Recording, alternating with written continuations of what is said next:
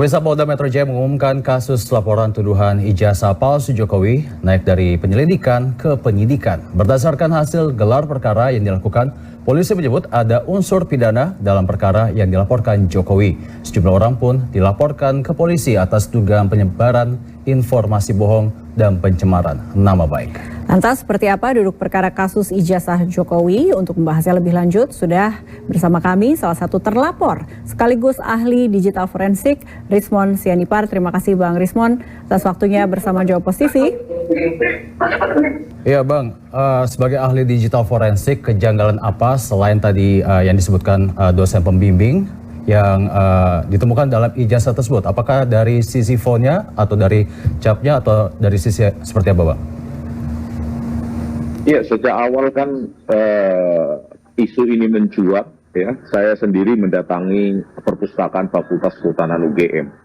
Saya saat itu berharap bahwa saya yang salah, begitu ya, ketika menonton YouTube Kompas TV, ya, bahwa Pak Dekan, Dr. Sigit Sunarta itu kan menunjukkan skripsinya. Nah, di situ di lembar pengesahan skripsi tersebut itu tampilannya sangat modern. Dan teknologi itu belum ada tahun 1985. Lalu kemudian tanggal 15 Maret 2025 saya mendatangi perpustakaan Fakultas Kehutanan UGM dan saya melihat langsung, meraba langsung itu lembar pengesahan skripsi yang sangat modern. Dan ternyata ya lembar-lembaran yang lain setelah lembar pengesahan skripsi tersebut itu teknologinya sangat klasik, yaitu menggunakan teknologi hanya mesin ketik.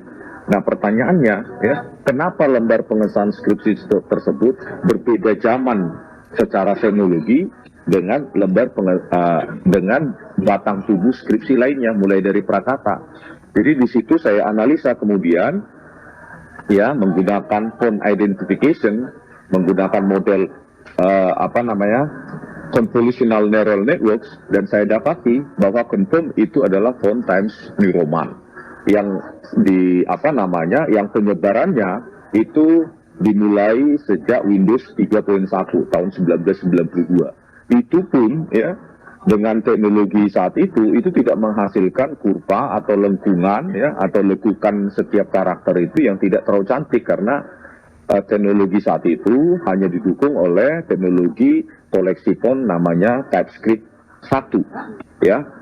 Jadi prediksi saya itu lembar pengesahan skripsi tersebut ya diganti, dirobek menjadi atas nama Joko Widodo. Dan lembar pengesahan skripsi tersebut hanya bisa diproduksi dengan teknologi tahun 2000-an ya.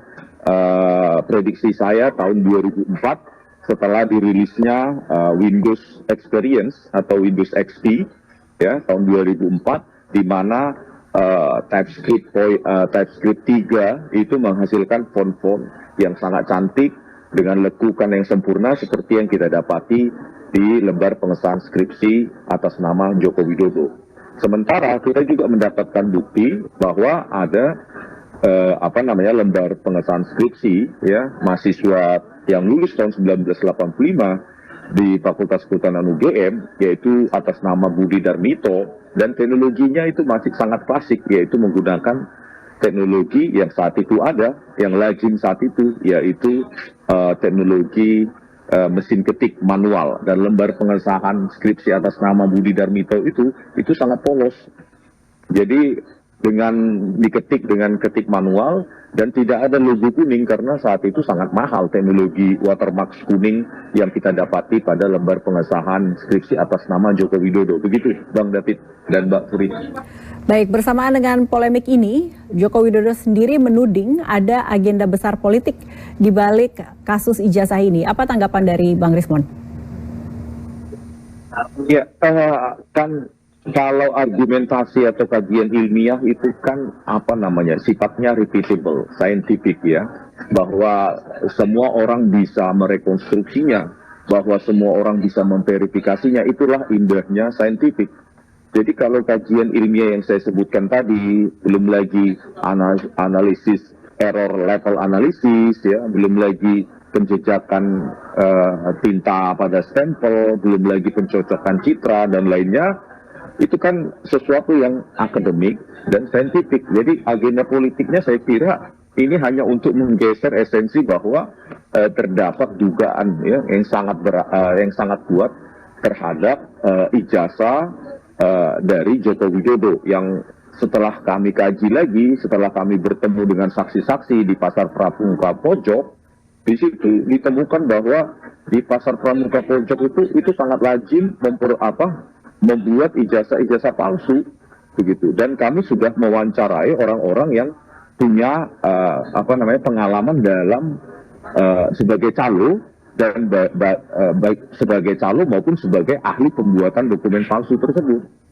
Nah, oleh karena itu ya narasi liar adanya agenda politik itu menurut saya itu menjauhkan atau menggeser kita dalam mengkaji secara ilmiah ya terhadap ijazah untuk menganalisa keautentikan ya atau kepalsuan ijazah dari Pak Joko Widodo begitu. Ya Bang, untuk memastikan lebih lanjut lagi Bang, apakah ada keterkaitan dengan partai politik, ormas atau tokoh politik tertentu Bang untuk hal ini? Kalau saya secara pribadi, saya tidak berminat masuk ke ormas atau terlibat dalam organisasi politik. Ya, sampai detik ini saya tidak ada minat, meskipun ada beberapa orang yang menghubungi, saya tetap di jalur akademik.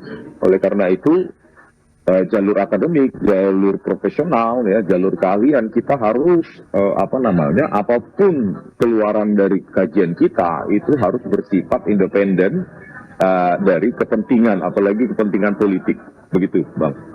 Baik, Bang, karena Bang Rismon juga adalah terlapor, apakah penyidik menunjukkan bukti atau dokumen tandingan saat memeriksa Anda? Jika ya, seperti apa bentuknya?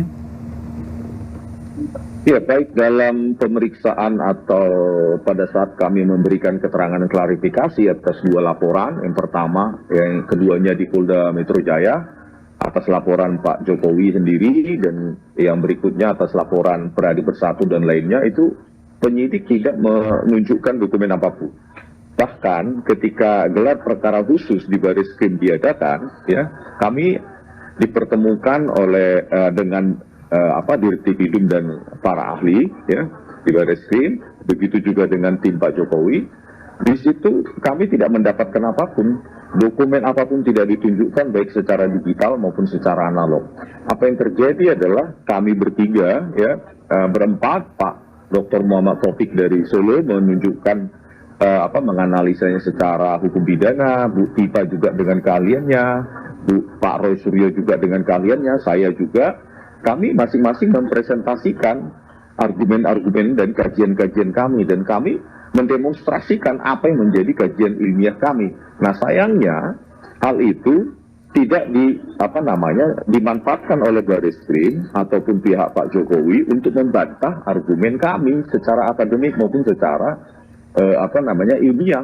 Jadi yang terjadi di Barreskrim kemarin pada saat gelar perkara khusus itu hanya ada satu arah gitu, seperti bertepuk sebelah tangan. Kami tidak tahu bantahan mereka, dan karena mereka tidak melakukan bantahan itu, begitu. Jadi menurut kami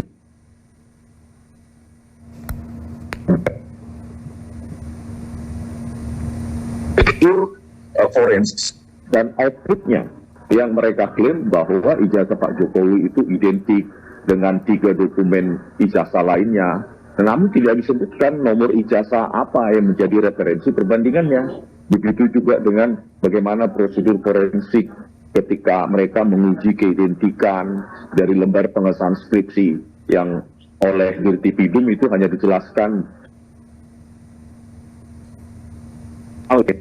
tidak saintifik, yaitu dengan meraba, merasakan, terus ada cekungan pada lembar pengesahan tersebut, lalu disimpulkan itu merupakan produk dari handpress atau letterpress. Itu kami tidak dapatkan penjelasan saintifik atau penjelasan forensik dari Dirtipidum tersebut, begitu, Pak. Ya Bang, lantas apa tanggapan Bang Rismon sendiri terkait status kasus ijazah palsu naik ke penyidikan yang sebelumnya dari penyelidikan?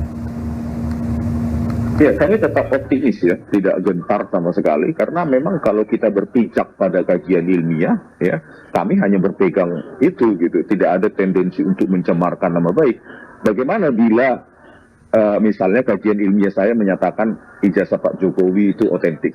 Tentu saya tidak akan dilaporkan pencemaran nama baik atau berita bohong. Ini kan murni kajian ilmiah yang memang outputnya tidak disukai oleh mantan pejabat atau mantan penguasa ya. Jadi kami siap ya, apapun itu kami dituduhkan melakukan penghasutan, dituduh juga memanipulasi bukti digital atau data digital, itu kami siap gitu. Karena apa?